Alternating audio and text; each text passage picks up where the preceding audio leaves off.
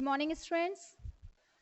हम लोगों ने हमारे अभी तक टोटल 7 लेक्चर्स कंप्लीट कर लिए ह्यूमन सिस्टम, जिसमें हम लोगों ने 3 सिस्टम्स के बारे में स्टडी कर ली है।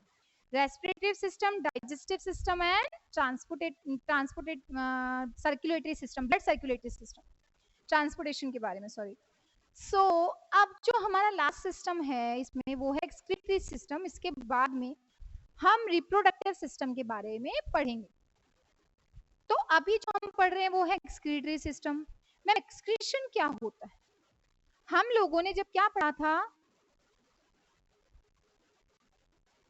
डाइजेस्टिव सिस्टम क्या पढ़ा था, तो इस सिस्टम के अंदर भी हम क्या कर रहे थे, एक्सक्रीशन के बारे में पढ़ रहे थे, बट वो क्या था, सेमी सॉलिड वेस्ट। अब हर जानवर में, हर इंसान में कुछ लिक्विड भी बनता है। उस लिक्विड वेस्ट को एक्सक्रीट करने के लिए हमारी बॉडी के अंदर एक एक्सक्रीटरी सिस्टम प्रेजेंट होता है। एक्सक्रीशन अलग अलग तरीके का हो सकता है। कई जनों में, तो कई ऑर्गेनिजम्स में तो होता है अमोनिया एक्सक्रीट होता है, कईयों में यूरिया एक्सक्रीट होता है, और कईयों में यूरिक एसिड एक्सक्रीट होता है। जिनमें अमोनिया एक्सक्रीट होता है उन्हें कहते हैं एमिनोटैलिक। जिनमें यूरिया एक्सक्रीट होता है वो यूरियोटैलिक, और जिनके अंदर uric acid that is uricotelic. Excretion के टाइप है। There are 3 types of excretory system. Maybe they are aminotelic, maybe they are ureotelic, or maybe they are uricotelic. What do you mean by aminotelic? Organisms which excrete the ammonia by the excretory system, organisms which excrete urea, or organisms which excrete uric acid. अब आ जाएगा example like fishes. जो fishes होती हैं वो क्या release करती हैं, वो रिलीज करती हैं अमोनिया। इसका एग्जाम्पल आ जाएगा ह्यूमंस, यानी कि सारे मैमल्स जो होंगे। और लास्ट यूरिकोटैलिक का एग्जाम्पल आ जाएगा बर्ड्स। तो ये हुए इनके एक्सक्रीटरी सिस्टम के type of excretory systems. Sorry, ammonia, urea और यूरिक एसिड्स। ठीक है। अब मैम, एक्सक्रीटरी सिस्टम क्या है? जो एक्सक्रीटरी सिस्टम है इसमें क्या क्या आता है?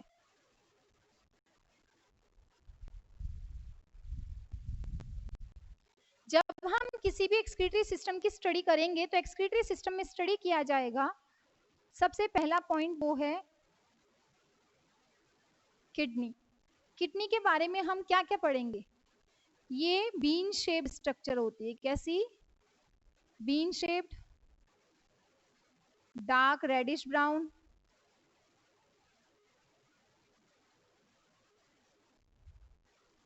नियर टू बैकबोन,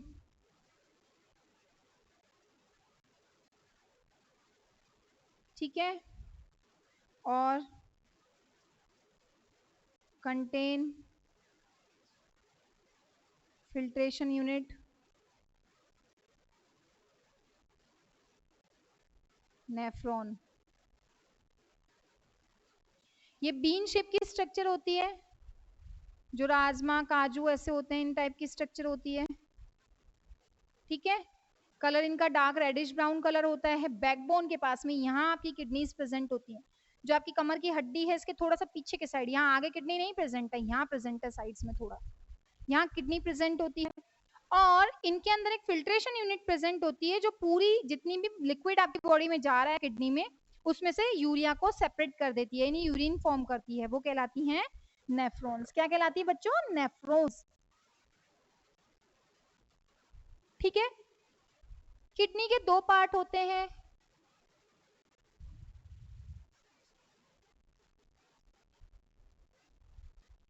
किडनी के पार्ट्स जो हैं वो 2 होते हैं।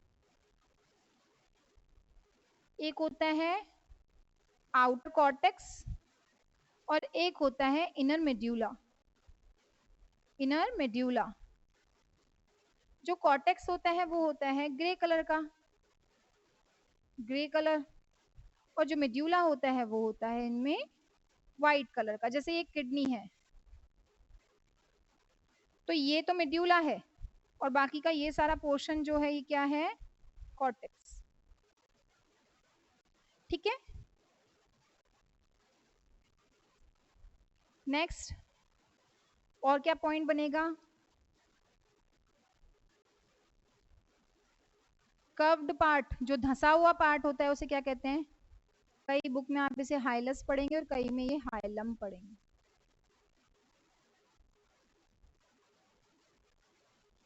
ये वाला पोर्शन क्या कहलाता है, हाइलस। फिर inner, inner part, inner part on hilus, hilus के जस्ट अंदर के साइड फनल शेप स्ट्रक्चर, कैसी, कीप के जैसी फनल शेप स्ट्रक्चर क्या कहलाती है, उसे कहते हैं पेल्विस। क्या कहते हैं, पेल्विस। जब आप एक्सक्रीटरी सिस्टम के बारे में पढ़ेंगे तो हम क्या क्या पढ़ेंगे कि हमको 3 तरीके का एक्सक्रीटरी सिस्टम होता है जानवरों में। कुछ यूरिया रिलीज करते हैं वो यूरियोटैलिक होते हैं, जो अमोनिया रिलीज करते हैं वो एमिनोटैलिक होते हैं, और जो यूरिक एसिड रिलीज करते हैं वो यूरिकोटैलिक होते हैं। ह्यूमन जो है वो किस में आता है, यूरियोटैलिक में, बिकॉज हम यूरिन रिलीज करते हैं। यूरिन रिलीज करने के लिए एक्सक्रीटरी सिस्टम के पार्ट्स क्या क्या हैं। अगर हम एक एक्सक्रीटरी सिस्टम की स्टडी करेंगे तो सबसे पहले स्टडी की जाएगी किडनी। जो ह्यूमन किडनी होती है वो बीन शेप्ड राजमा के जैसी दिखाई देती है, कलर भी समथिंग वैसा ही डार्क रेडिश ब्राउन होता है, प्रेजेंट होती है बैकबोन के पास में। हम ऐसे कहते हैं किडनी जो है ट्रांसफर, अरे किडनी यहाँ नहीं होती, किडनी आपके बैक, कमर के बैक हिस्से पे प्रेजेंट है, साइड में, यहाँ पीछे के साइड। ठीक है, फिर कंटेंट फिल्ट्रेशन यूनिट, हर किडनी के अंदर नंबर ऑफ मिलियन नंबर्स के अंदर क्या प्रेजेंट होते हैं, नेफ्रॉन। नेफ्रॉन के बारे में हम अलग से पढ़ेंगे, इसमें पहले आप पूरा एक्सक्रीटरी सिस्टम पढ़ोगे। तो नेफ्रॉन क्या है, फिल्ट्रेशन, ये याद रखना, फिल्ट्रेशन यूनिट है, जैसे गैस एक्सचेंज यूनिट एल्वेओलाई है, फिल्ट्रेशन यूनिट नेफ्रॉन है।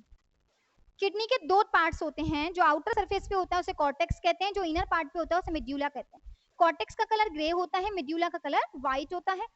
कर्व्ड पार्ट जो होता है, बाहर के साइड धंसा हुआ पार्ट जो होता है उसे हाइलस कहते हैं, और हाइलस पे अंदर के साइड फनल शेप जो स्ट्रक्चर होती है उसे पेल्विस कहा जाता है। आगे किडनी के बारे में सारे पॉइंट समझ में। अब हम आते हैं किडनी के अलावा क्या होता है एक्सक्रीटरी सिस्टम में। किडनी जो है वो 2 डक्ट से जुड़ी हुई होती है।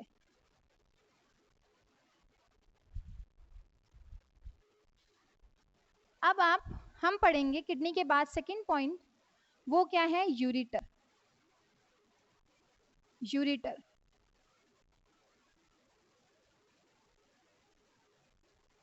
ये डक्ट जो होती हैं जो जा रही हैं, तो क्या है, ये ट्यूब लाइक स्ट्रक्चर है। ठीक है, ट्यूब लाइक स्ट्रक्चर, और कलेक्ट करती है यूरिन को। ठीक है, ट्रांसफर करती है यूरिन को यूरिनरी ब्लैडर में, मूत्राशय में। तो इट मींस यूरिनरी ब्लैडर और किडनीज के बीच में प्रेजेंट थिन ट्यूब्स जो होती हैं उन्हें यूरिटर कहा जाता है। 2 होती हैं, एक इधर की किडनी से भी तो आ रही है ऐसे। ठीक है, यूरिटर हो गया। अब क्या बचा मैम, अब बचा यूरिनरी ब्लैडर।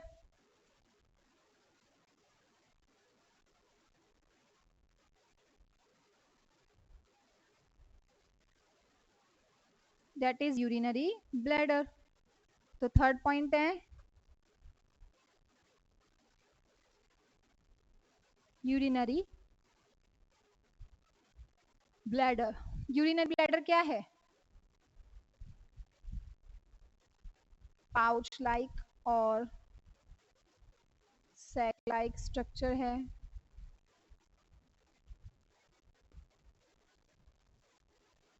स्टोर करता है यूरिन को। कैसा होता है, फ्लेक्सिबल मेम्ब्रेन होती है इसकी, ताकि यूरिन ज़्यादा स्टोर होए तो थोड़ी फ्लेक्सिबिलिटी शो कर पाए।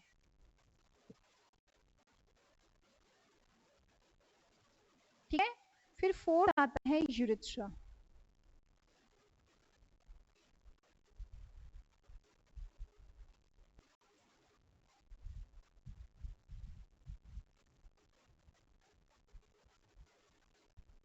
एक्सक्रीट करता है यूरिन को, एक छोटा सा कैनाल सिस्टम होता है।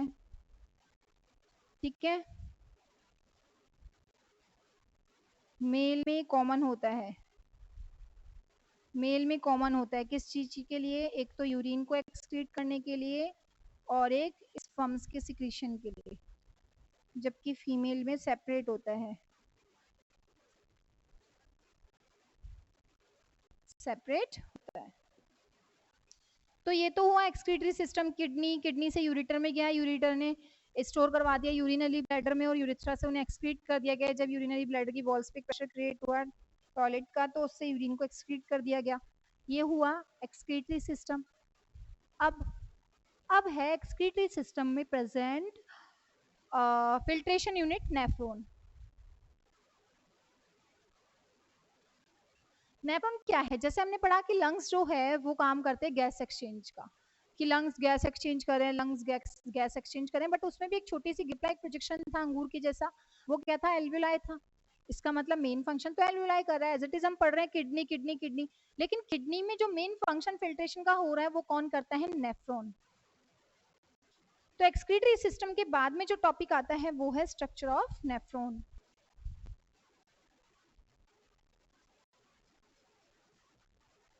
तो जो अब हम स्ट्रक्चर पढ़ेंगे वो एक किडनी में प्रेजेंट स्ट्रक्चर है जो बहुत सारे नंबर में प्रेजेंट होती है।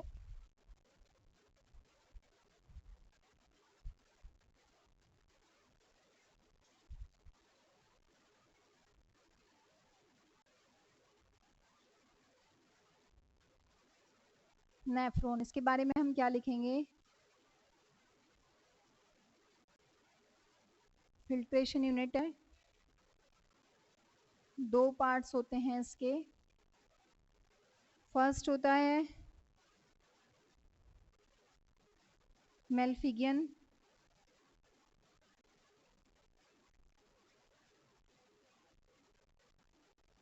ट्यूब्यूल्स, और सेकंड होता है मेल्फिगियन सॉरी,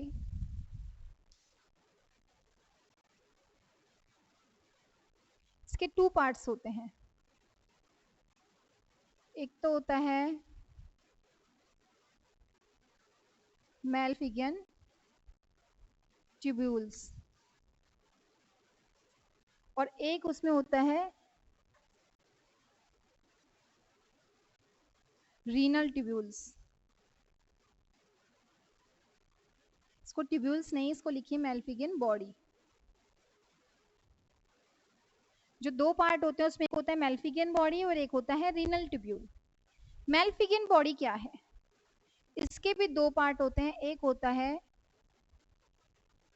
बोमेन्स कैप्सूल, क्या होता है, बोमेन्स कैप्सूल, और एक क्या होता है ग्लोमेरुलस, क्या होता है ग्लो, नाम बहुत अच्छे से याद करने पड़ेंगे आपको, बोमेन्स कैप्सूल और ग्लोमेरुलस।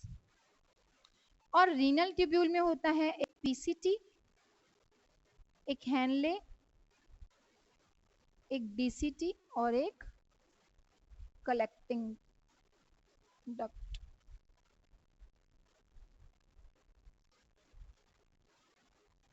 तो अगर हम नेफ्रॉन की स्टडी करें तो वो एक फिल्ट्रेशन यूनिट है जिसमें दो पार्ट स्टडी करने हैं, मेल्फिगियन बॉडीज के बारे में और रीनल ट्यूब्यूल्स के बारे में। जो फिल्ट्रेशन स्टार्ट होता है वो होता है मेल्फिगियन बॉडीज से।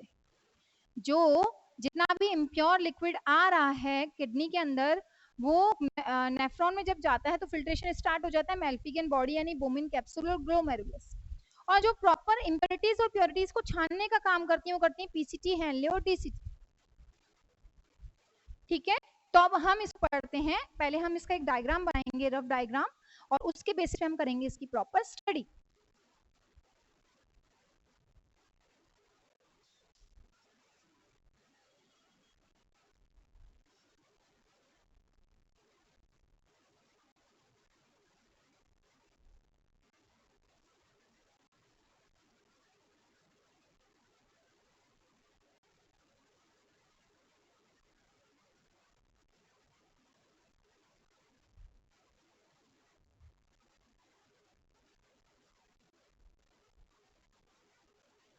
मैं इसको बहुत ज्यादा घुमाव देके नहीं बना रही हूँ ताकि नॉर्मली आप इसका डायग्राम बना पाए, बहुत ज्यादा टिपिकल ना लगे आपको।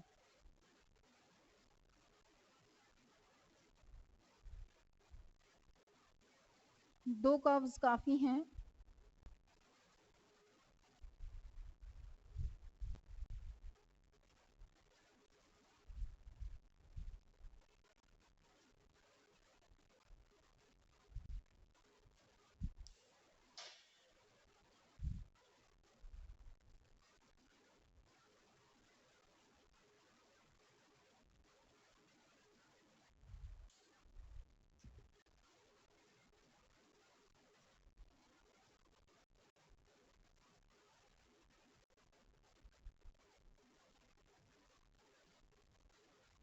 मतलब इसको पूरी तरीके से हेनले लूप को पूरी तरीके से क्रॉस ओवर करके रखती है, ठीक है। और फिर क्रॉस ओवर करने के बाद में हेनले लूप की कवरिंग के टाइम पर ही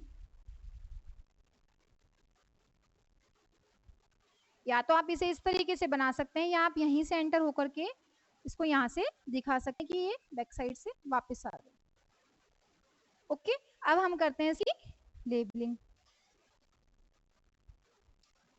that is the renal artery. क्या है ये? Renal artery. और इसका ये पॉइंट क्या कहलाता है? एफरेंट आर्टरियोल, एफरेंट और ईफ्रेंट। और ये पार्ट कहलाता है ईफ्रेंट, और इसको कहते हैं रीनल वीन। ये है पीसीटी, ये है डीसीटी, ये है कलेक्टिंग, और ये यू शेप जो है ये है Henle's loop. Full form of PCT, that is proximal convoluted tubules। और DCT का मतलब distal convoluted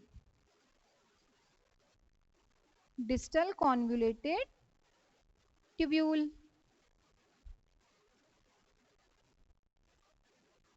अब पढ़ते हैं हम इनका पूरा फंक्शन कैसे होता है। जो इम्प्योर लिक्विड है जिसमें से यूरिया को सेपरेट करना है यूरिन फॉर्मेशन के लिए, वो लेके आती है renal artery, that is the Bowman capsule. Bowman's capsule, और एक बंच जो बन रहा है दैट इज ग्लोमेरुलस।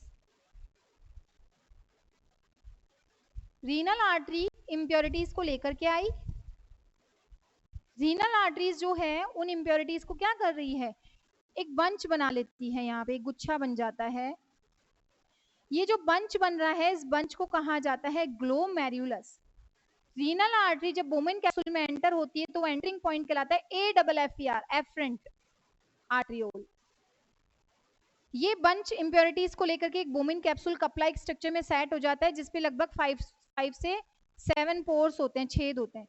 इनसे छन्ना शुरू होता है और छन करके जाना स्टार्ट होता है किसमें? पीसीटी में। प्रॉक्सिमल कॉन्वुलेटेड ट्यूब्यूल का मतलब फर्स्ट वो टर्न जो किसमें आता है? रीनल ट्यूब्यूल्स में फर्स्ट टर्न जो आता है उसे पीसीटी कहा जाता है। यहाँ से इम्प्योरिटीज पीसीटी में आती हैं जिसको ड्रॉप कर दिया जाता है हेनले लूप, जो सबसे लंबी डक्ट होती है यू शेप की। सबसे लंबी ट्यूब, सबसे लंबा कर्व जो यू शेप स्ट्रक्चर बनाता है उसे हेनले लूप कहते हैं। पीसीटी से इन इम्प्योरिटीज को डाला जाता है हेनले लूप में। हेनले लूप में जब ये जा रही है तो उसी टाइम पर रीनल आर्टरीज इस साइड बोमिन कैप्सूल के बैक साइड से आकर के पीसीटी इसको हेनले लूप को कर्व करके रखती है, एक जगह आगे एक जगह पीछे, इस तरीके से। ठीक है, तो ये कर्व करके रखती है तो क्या करती है? रीनल आर्टरीज तो ड्रॉप करती जा रही है इसमें इम्प्योरिटीज, और फिर कलेक्शन स्टार्ट हो जाता है। इम्प्योरिटीज ड्रॉप करते जा रहे हैं और दूसरी ट्यूब जो है ये क्या कलेक्ट कर लेती है? प्योरिटीज। क्या ले लेती है ये? प्योरिटीज, जितनी भी चाहिए। तो प्योरिटीज को लेकर के अब इसे आगे जाना है, तो जो आगे वाला पार्ट जा रहा है प्योरिटीज लेके, वो क्या कहलाता है, ये आगे वाला पार्ट कहलाता है रीनल वीन। क्या कहलाता है, रीनल वीन। रीनल वीन चली जाएगी वापस हार्ट तक, इसको पंपिंग ले करवाने के लिए प्योरिटीज को लेके। इम्प्योरिटीज जो है वो हेनले लूप में ड्रॉप कर दी गई है। हेनले लूप का ये तो डिसेंडिंग ऑर्डर था और ये असेंडिंग ऑर्डर है। चढ़ करके इन कर्व्स को पास करते हुए रेगुलर फिल्ट्रेशन चल रहा है। इम्प्योरिटीज को ड्रॉप किया, प्योरिटी को बाहर ब्लड वेसल, ब्लड कैपिलरीज में ड्रॉप किया जा रहा है, और यहाँ आते आते डीसीटी में वापस से एक बार क्या हो जाता है, रीएब्जॉर्प्शन। रीएब्जॉर्प्शन, अगर आपका यूरिन जो एक्सक्रीट होने वाला है उसमें अभी भी मिनरल, सॉल्ट या वाटर का परसेंटेज बहुत ज्यादा है जो नहीं होना चाहिए, तो उसका रीएब्जॉर्प्शन होता है डीसीटी में, डिस्टल कॉन्वोल्यूटेड ट्यूब्यूल में। डीसीटी में उसके रीएब्जॉर्प्शन के बाद में अब बन चुका है प्रॉपर यूरिया। वो यूरिया ड्रॉप कर दिया जाता है कलेक्टिंग डक्ट में। किसमें, कलेक्टिंग डक्ट में। एक किडनी के अंदर मिलियन नंबर्स में क्या होते हैं, नेफ्रॉन्स होते हैं, और पूरे नेफ्रॉन जो है वो पेल्विस पोर्शन पे खुलते हैं। वहां पर प्रेजेंट होती है एक सिंगल कलेक्टिंग डक्ट यहाँ पे। तो नंबर, मिलियन नंबर्स के जितनी भी डीसीटीज होंगे ना वो यहाँ खुलेंगे एक सिंगल, जैसे ये एक सिंगल कलेक्टिंग डक्ट है, इसमें नंबर ऑफ मिलियंस नेफ्रॉन्स जो हैं वो यहाँ अपना यूरिया एक्सक्रीट कर देंगे। और फाइनली कलेक्टिंग डक्ट जो है ये कहाँ खुलती है, ये खुलती है यूरेटर यानी हाइलस पे, इस जगह। ये पेल्विक पोर्शन था, इसे हाइलस कह रहे हैं। यहीं पर कलेक्टिंग डक्ट जो है ये अपना यूरिया जो बनाया है इसने फिल्ट्रेशन के थ्रू, ये ड्रॉप किस में कर देगी, ये ड्रॉप कर देगी उसको यूरेटर में। तो अगर आपके पास में क्वेश्चन आता है कि एक्सक्रीटरी सिस्टम डिफाइन करो, तो सिर्फ आपको किडनी, यूरेटर, यूरिनरी ब्लैडर और यूरेथ्रा बताना है। अगर आपके पास क्वेश्चन आता है फिल्ट्रेशन यूनिट डिफाइन करो या नेफ्रॉन की स्ट्रक्चर एक्सप्लेन करो, तो आपको नेफ्रॉन का डायग्राम बनाना है। इस डायग्राम के दो पार्ट्स डिवाइड करना है। यहाँ तक तो मेल्फिगियन ट्यूब्यूल बॉडीज हो जाएंगी और ये पूरा रीनल ट्यूब्यूल्स हो जाएगा। फिर आपको करनी है इनकी थ्योरीज को डिफाइन, कि रीनल आर्टरीज इंप्योरिटीज को लेके आती है, वो एक बंच बनाती है कैपिलरीज का जिसे ग्लोमेरुलस कहा जाता है। बंच एक कप लाइक स्ट्रक्चर है, कैप्सूल लाइक स्ट्रक्चर में पैक होता है, उसे बोमिन कैप्सूल कहते हैं। ये रीनल आर्टरी जो है आगे पीसीटी से होती हुई पूरे हेनले लूप को क्या करके रखती है, एक स्नेक की जैसे, यानी कि कर्व पूरी स्प्रिंकल फॉर्म में क्या होती है, कवर रखती है। इम्प्योरिटीज ड्रॉप की जाती है हेनले लूप में, और प्योरिटीज कलेक्ट करके कौन चली जाती है, रीनल वीन। जो पोर्शन रीनल वीन का खुल रहा है ग्लोमेरुलस से बाल, उस देखो यहाँ एफ्रेंट था या इफ्रेंट, आर्ट्रियोल कहते हैं। इम्प्योरिटीज असेंडिंग ऑर्डर से होते होते कहाँ जाती है, डीसीटी में। रेगुलर इसमें क्या चलता रहता है, ट्रांसपोर्टेशन ऑफ मिनरल्स बाहर ब्लड में और अंदर इम्प्योरिटीज। डीसीटीज के अंदर जाकर के बाद, यानी कि डिस्टल कॉन्वोल्यूटेड ट्यूब्यूल पे पहुंचने के बाद में कुछ इम्प्योरिटीज अभी भी अगर इसमें हैं तो वो तो आगे जा रही है, और जो प्योरिटीज अगर जा रही हैं गलती से भी, मोर वाटर परसेंटेज जा रहा है, सॉल्ट ज्यादा जा रहे हैं, तो उनका रीएब्जॉर्प्शन डीसीटी में कर लिया जाता है और सारी यूरिया और इम्प्योरिटीज को कलेक्टिंग डक्ट में छोड़ देते। हर किडनी में कलेक्टिंग डक्ट सिंगल होती है, सारे नेफ्रॉन्स अपनी इम्प्योरिटीज को यहीं पर ड्रॉप करते हैं, और कलेक्टिंग डक्ट हाइलस की हेल्प से खुलती है यूरेटर में। यूरेटर पूरे यूरिया को कहाँ ड्रॉप करता है, यूरिन को यूरिनरी ब्लैडर में, जहां से स्टोर रखते हैं, और यूरिनरी ब्लैडर से क्या कर दिया जाता है, यूरेथ्रा कैनाल की हेल्प से इसको बाहर एक्सक्रीट कर दिया जाता है। आगे समझ में यहां तक? तो ये है excretory system. Types of excretory system हो गया है, इसकी स्ट्रक्चर हो गई है नेफ्रॉन की, और किडनी वाला जो पूरा एक्सक्रीटरी सिस्टम है वो हो गया है। अब जो हमारा नेक्स्ट सिस्टम है जिसमें से क्वेश्चन आएंगे वो है रिप्रोडक्टिव सिस्टम। आप लोगों ने इसको 8th में तो नहीं, क्योंकि 8 आरबीएससी में सिर्फ फ्लावर रिप्रोडक्टिव सिस्टम था। अब हमको पढ़ना है 10th में ह्यूमन रिप्रोडक्टिव सिस्टम, जो आप 9th में पढ़ चुके हैं पूरा, अगर आपको टीचर ने पढ़ाया है तो। रिप्रोडक्टिव सिस्टम है क्या? हर ऑर्गेनिज्म को अपनी स्पीसीज को बनाए रखने के लिए, कि स्पीसीज कहीं खत्म ना हो जाए, उसको बनाए रखने के लिए क्या करना पड़ता है, रिप्रोडक्शन एक प्रोसेस शो करना पड़ता है, जिसके बिना स्पीसीज की प्रेजेंस नहीं रह सकती। यानी कि अगर रिप्रोडक्टिव सिस्टम को एंड कर दिया जाए, उस सिस्टम के बिना धीरे धीरे स्पीसीज क्या हो जाएंगी, खत्म हो जाएंगी। तो जो है कि किस तरीके से हम स्पीसीज को बनाए रख सकते हैं, वो कौन सा सिस्टम है बच्चों? Reproductive reproductive system. तो इसमें जो फर्स्ट डेफिनेशन हमारा बनेगा दैट इज दी रिप्रोडक्शन। क्या है रिप्रोडक्शन? वर्ड में देखो मैं रोक रुक के, रिप्रोडक्शन क्या करना? रिप्रोड्यूस करना। रिप्रोड्यूस किसको करना? ऑफ स्प्रिंग्स को। डेफिनेशन क्या बनेगा? When a parent cell reproduce the young ones or offsprings, हर एक पेरेंट सेल जब रिप्रोड्यूस कर दे किसी ऑफ स्प्रिंग को तो वो रिप्रोडक्शन कहलाता है। रिप्रोडक्शन का सेकंड मीनिंग होता है स्पीसीज की प्रेजेंस को बनाए रखने के लिए एक प्रोसेस किया जाता है, वो रिप्रोडक्शन कहलाता है। So a single parent cell और both male and female parent cell reproduce to form the offspring, that process known as reproduction. There are two types of reproduction. Reproduction के कितने types होते हैं? दो types होते हैं, sexual reproduction और asexual reproduction. What is sexual reproduction?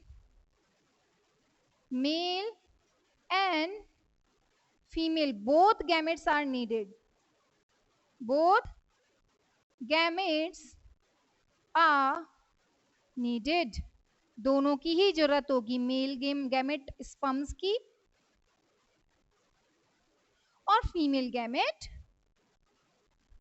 Eggs की। जब मेल और फीमेल गैमेट दोनों फ्यूज हों और रिप्रोड्यूस करें तो उसको सेक्सुअल रिप्रोडक्शन कहते हैं। तो एसेक्सुअल क्या होगा? When a single gamete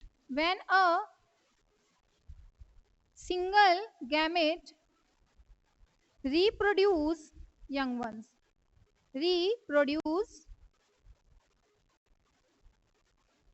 young ones। जब एक सिंगल पेरेंट सेल ही किसको बना ले? बेबी को बर्थ दे दे तो वो तो एसेक्सुअल हो जाएगा।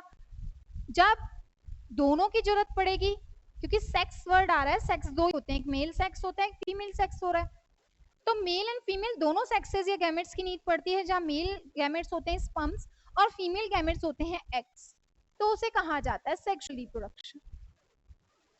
ठीक है, अब सेक्सुअल रिप्रोडक्शन सबसे पहले अपन ले लेते हैं sexual reproduction in human beings, because हमको यही पढ़ना है हमारे रिप्रोडक्शन वाले टॉपिक में। तो हम लेते हैं सेक्सुअल रिप्रोडक्शन। सेक्सुअल रिप्रोडक्शन क्या डेफिनेशन बनेगी? When male and female gametes fuse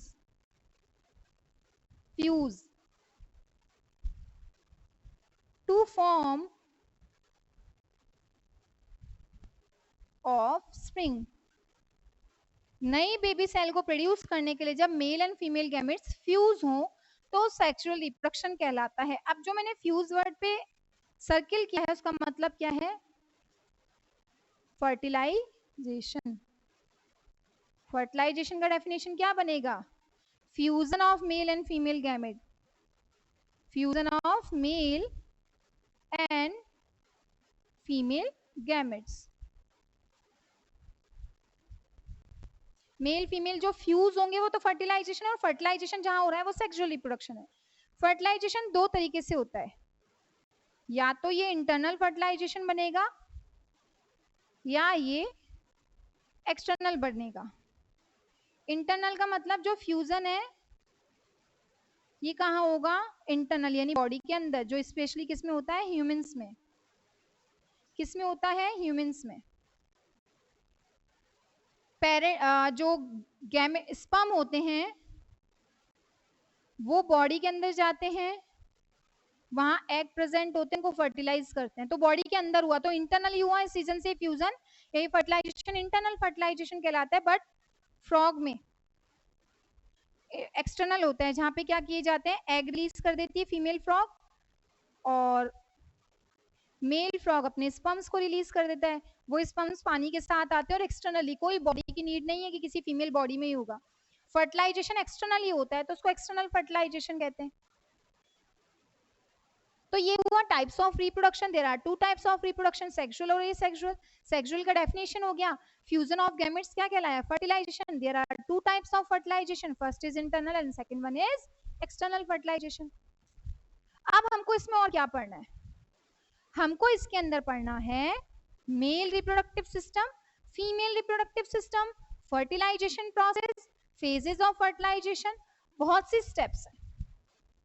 तो आज हमारा जितना टाइम ड्यूरेशन बच रहा है उसके बेसिस पे अभी हम लेंगे मेल रिप्रोडक्टिव सिस्टम। कौन सा, मेल रिप्रोडक्टिव सिस्टम, ठीक है। बट हमारा जो मेल रिप्रोडक्टिव सिस्टम है वो थोड़ा लेंथी है, तो हम उसको लेंगे हमारे नेक्स्ट लेक्चर में।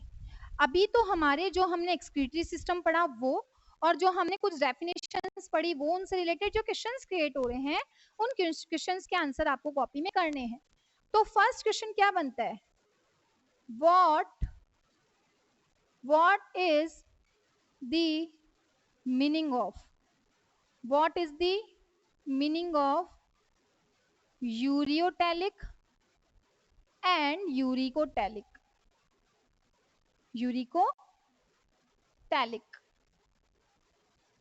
Second question, define the structure of kidney. Kidney की स्ट्रक्चर आपको डिफाइन करनी, कॉर्टेक्स मेड्यूला सारा ऐसा ऐसा कलर होता है, समथिंग जो भी मैंने आपको पॉइंट्स बताए थे, ठीक है। इसके बाद क्या करेंगे, define the structure of kidneys के बाद में what is the full form of PCT and DCT. फिर क्या क्वेश्चन बनेगा एक्सक्रीशन के बाद में, what is the name of filtration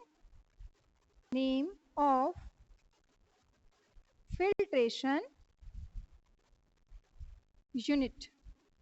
क्या है filtration unit, nephron. Fifth point, what is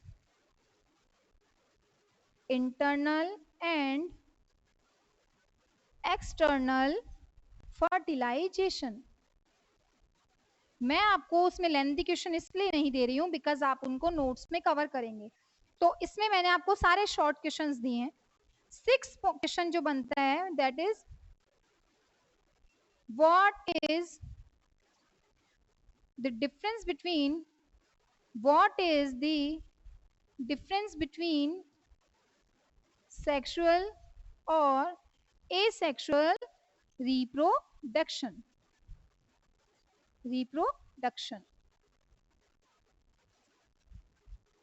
तो फर्स्ट का क्या आएगा, what is the meaning of ureotelic which excrete urea.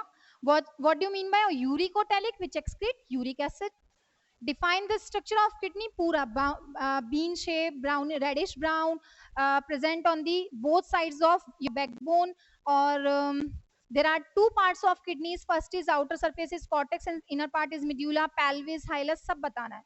what is the full form of PCT, proximal convoluted tubule, distal convoluted tubule। what is the name of filtration unit, nephron।